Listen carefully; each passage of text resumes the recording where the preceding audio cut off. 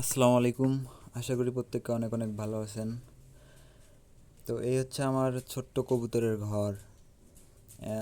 এই কবুতরের ঘরটি সম্পূর্ণ আমার থাকার ঘরের পাশেই বারান্দায় আর কি করেছি। তো এই ঘরটার পিছনে অনেক কাহিনী আছে। এই ঘরটা করার কারণে আমাকে অনেক বকাঝকা শুনতে হয়েছে যে কবুতর নোংরা জিনিস ওখানে কেন রাখছিস।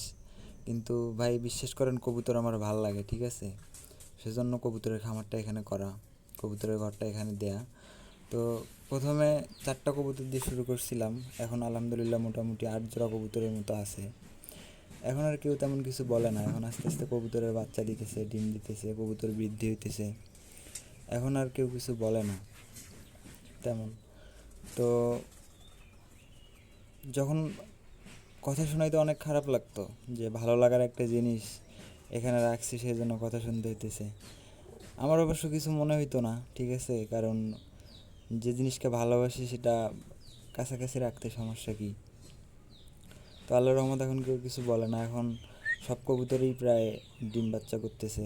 এই দেখেন, এখানে এক জোড়া ডিম দিছে, এটা একবারে নতুন। তো সবাই ভালো থাকবেন, আর আমার চ্যানেলটিকে সবাই একটু সাবস্ক্রাইব করবেন এবং সাপোর্ট করবেন।